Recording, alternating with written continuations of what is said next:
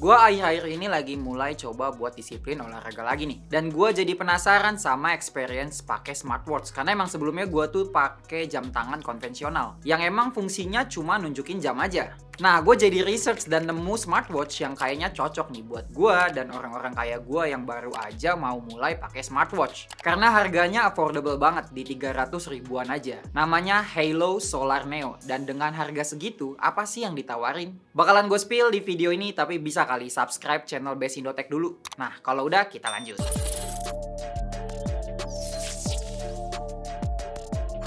Oke, yang pertama isi boxnya straightforward aja nih, cuma ada smartwatchnya dan kabel charger dengan ujung USB Type-A. Hal pertama yang jadi pertimbangan dalam milih wearable device ya biasanya desain. Dan desain Solar Neo ini tuh casual elegan, rasa unisex tapi entah kenapa lebih cocok ke tangan cowok sih, karena diameternya yang lumayan gede di 48 mm.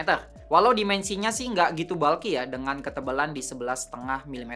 Jadi masih masuk sama tangan gue yang emang nggak gitu gede juga. Layarnya TFT di 1,53 inci yang punya resolusi di 360 x 360 pixel. Sayangnya gue nggak nemu nih informasi kecerahannya di berapa nits. Yang di bawah matahari sih masih kelihatan cukup jelas ya. Walau kalau di mode olahraga yang emang dominan warna gelap, dipakai di outdoor rada susah kelihatan nih. Panel yang dipakai juga punya karakteristik warna yang rada pucat. Refresh rate juga nggak sampai 60 Hz. Kalau dilihat pakai mata kayaknya di 30 Hz saja. Yang emang masih make sense sih buat harganya ya kali. Di 300 ribuan minta AMOLED 60 Hz. Buat kacanya sendiri gue nggak nemu nih informasi pakai kaca apa. Tapi pas disentuh sih udah enak ya. Udah ada oleophobic coatingnya. Ada dua warna buat seri ini. Warna hitam dan warna cerahnya yang broken white gini nih. Tulisannya sih silver nih di boxnya. Yang kesannya kayak two-tone karena bagian atasnya ini warna metal yang bikin kesan mewahnya makin dapet. Ada satu tombol buat shortcut ke mode sport dan satu rotating crown yang kalau diputer bisa buat gonta-ganti watch face. Ini crown aktif ya, yang bisa dipencet juga buat nyalain layar atau back kalau lagi di menu. Gonta-ganti watch face-nya juga ngebut nih, nggak ada delay, responsif banget. Beda cerita buat rise to wake-nya yang ada delay sekitar sedetik lah. Nah, di sebelah kanannya sini kita bisa nemu mikrofon. Kalau di sebelah kirinya ada lubang speaker. Ya, berarti bisa buat dipakai Bluetooth call. Jadi bisa nih buat kijang satu. Tapi ada sedikit downside buat yang suka pakai TWS buat teleponan kayak gua. Jadinya suaranya tuh suka keluar di smartwatch-nya bukan di TWS-nya. Jadinya mesti matiin manual di pengaturan Bluetooth di HP buat matiin phone calls-nya biar suaranya bisa balik ke TWS lagi. Nah, di bagian bawahnya ada sensor-sensor, ada 2-pin pogo magnetik buat charging dan ada branding Halo-nya juga. Oh ya, walaupun materialnya mostly plastik, tapi build quality-nya cukup oke lah di harganya. Udah dapet sertifikasi IP68 juga. Jadi aman buat dipakai nyebur ya selama bukan air laut. Dan karena materialnya plastik, jadinya enteng juga di tangan. Bobotnya cuma 50 gram aja. Nah, buat strapnya juga udah pakai yang universal quick release 22 mm. Jadi gampang nih buat cari gantinya kalau strap bawaannya kurang cocok sama selera kalian. Buat gue sih oke-oke aja ya, apalagi warnanya bagus gini. Materialnya pakai silikon rubber yang di kulit gue sih aman. Padahal kulit gue termasuk yang suka sensitif nih sama beberapa jenis material strap. Nah, buat app-nya sendiri namanya Halo Fun yang bisa di-scan di user manualnya atau cari sendiri aja di App Store atau Play Store yang ada tulisan Cinanya kayak gini nih. Surprisingly aplikasinya bagus, UI-nya rapi dan gampang buat dipakainya. Yang paling ngagetin sih ini bisa buat sharing data ke pihak ketiga kayak Strava. Nggak cuma ke Google Health doang. Mantep banget nggak sih 300 ribuan bisa buat share ke Strava? Para joki Strava tersenyum nih. Caranya gampang banget, tinggal ke setting aja, terus ke third party service, terus pilih Strava dan authorize aja. Nah, buat watch face-nya juga udah banyak banget. Ada 150 lebih watch face gratisan yang bisa dipilih sesuai selera. Bisa custom juga kalau mau. Tapi yang bisa diinstal ke smartwatch-nya cuma 4 aja slotnya.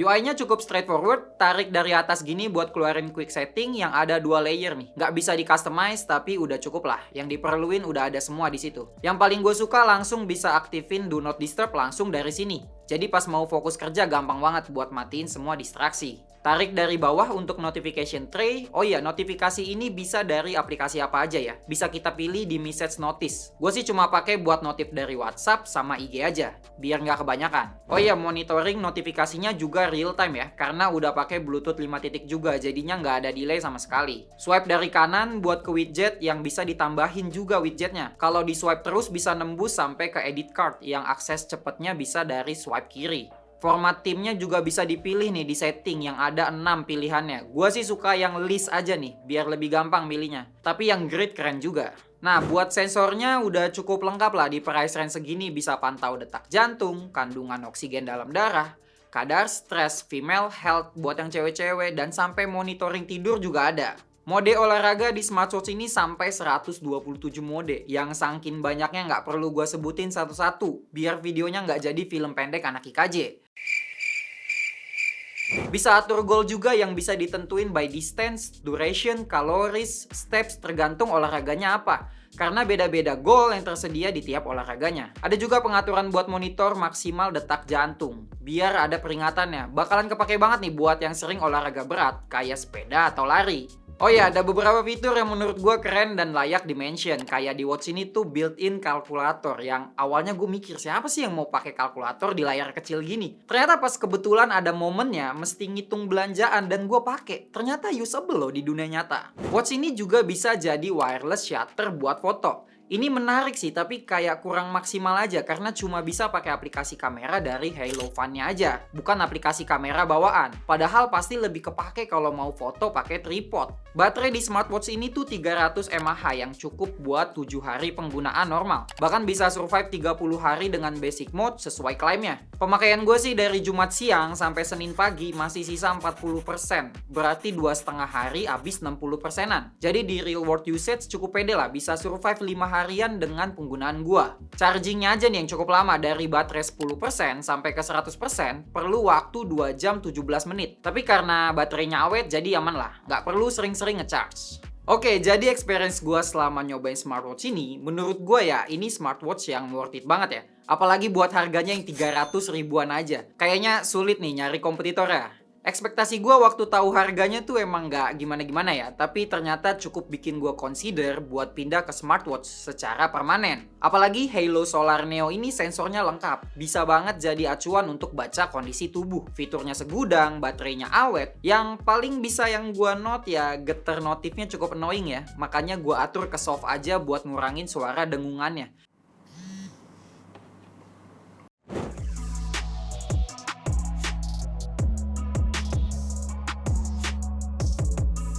Oke, smartwatch ini cocoknya buat siapa?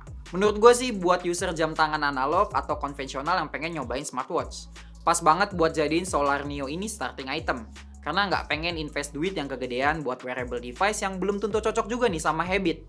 Karena kan smartwatch ini beda banget ya penggunaannya dari jam tangan konvensional. Oke, itu aja dari gue. Kalau kalian suka bisa di like videonya. Dan kalau ada pertanyaan bisa tulis di kolom komentar di bawah. Nanti bakal gue balasin satu-satu. Gua Anes, cabut dulu. Ciao.